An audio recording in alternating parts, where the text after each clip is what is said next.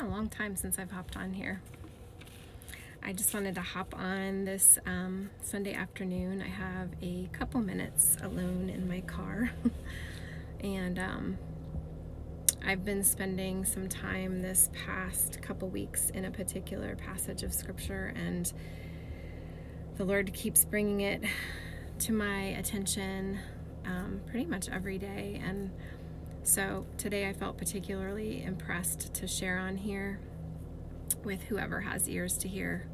The Lord's words are always accessible to us in the Bible, but not everybody is receptive to what he wants to share with us. And so, it's always there waiting, but it's a matter of if it's the right time for us to hear the words that are shared. So I'm going to share Psalm 57 with you today, and then just a couple of little tidbits that God showed me as I was kind of spending some time meditating on it. So I'm going to read it to you, and then I'll just share the couple of things that the Lord showed me. So the word says, "Be merciful unto me, O God, be merciful unto me, for my soul trusteth in thee. Yea, in the shadow of thy wings will I make my refuge until these calamities be overpast. I will cry unto God Most High, unto God that performeth all things for me. He shall send from heaven and save me from the reproach of him that would swallow me up. Selah. God shall send forth his mercy and his truth. My soul is among lions, and I lie even among them that are set on fire, even the sons of men, whose teeth are spears and are arrows, and their tongue a sharp sword. Be thou exalted, O God, above the heavens. Let thy glory be above all the earth. They have prepared a net for my steps. My soul is bowed down. They have digged a pit before me, into the midst whereof they are fallen themselves. Selah. My heart is fixed, O God. My heart is fixed. I will sing and give praise. Awake up, my glory. Awake, psaltery and harp. I myself will awake early. I will praise thee, O Lord, among thy people. I will sing unto thee among the nations. For thy mercy is great unto the heavens, and thy truth unto the clouds. Be thou exalted, O God, above the heavens. Let the glory be above all the earth." And I love this passage. It ministers to me so much right now in this season that we're in. And I think a lot of people can probably relate to the sentiment that is depicted here and the emotions that are depicted here, and the desire to fix one's heart on the Lord in spite of feeling like overwhelmed, whether it's by life or by what is surrounding them. This was written by David when he fled from Saul in the cave. So if you can kind of picture what that would have felt like. And, we've all been in a place in our life, multiple times in life, where you feel like you're being surrounded, and like your enemies are against you, whether they're outside the interior of your being or they're on the inside. Sometimes we feel afflicted by people.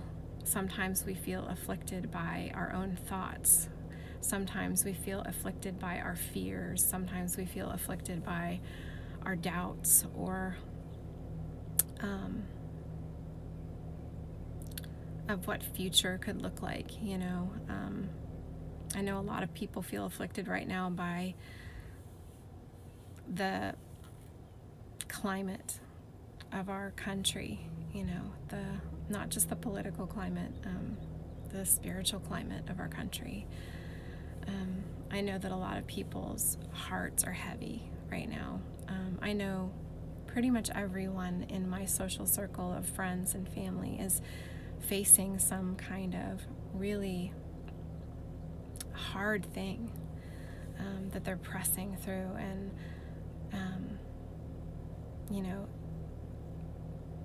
waiting on the Lord.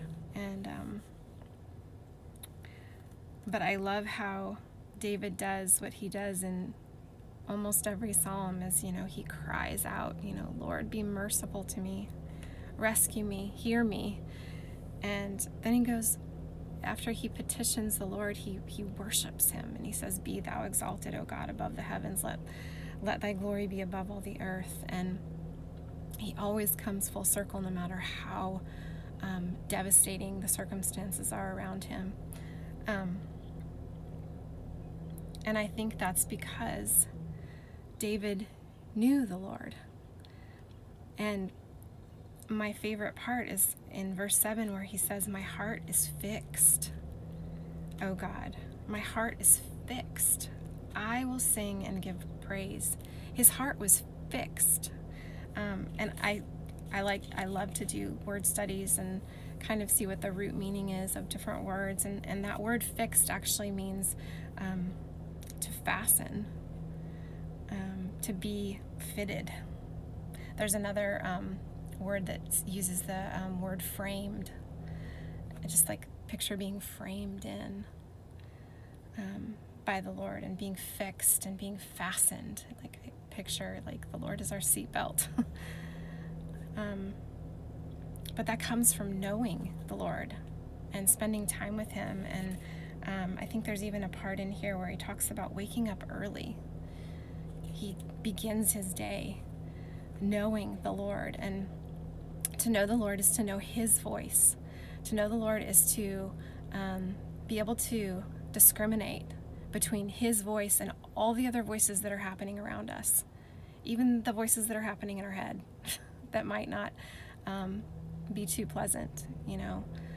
The voice of the Lord is the voice of the Lord doesn't sound like doubt. The voice of the Lord doesn't sound like fear. The voice of the Lord doesn't sound like uncertainty. The voice of the Lord doesn't sound like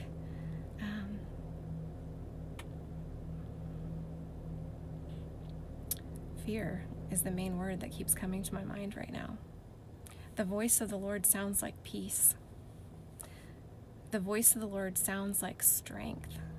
The voice of the Lord sounds like power. The voice of the Lord is assurance. And the more we spend time with the Lord, the more we mine the gold that is in his word and fasten that to ourselves, fasten that to our beings, frame ourselves in, tuck ourselves in under his wing, the more easily we can hear his voice, the more easily we can decipher between the lies and the truth. And I'm just going to say right now, we are living in a time and season where wisdom and discernment is of the utmost importance. Utmost importance. If you can't hear the Lord's voice in the little things, you won't be able to hear his voice in the huge things. We have to know his voice. His sheep know his voice. He is the shepherd. He is the great shepherd who wants to lead his flock into truth and peace and rest. Psalm 23, he leads us beside still waters. He leads us into a place, into a relationship with him of rest. And that rest comes from only knowing what it feels like to be in his presence and experiencing his rest and standing firm in his rest and not wavering back and forth, not being double-minded.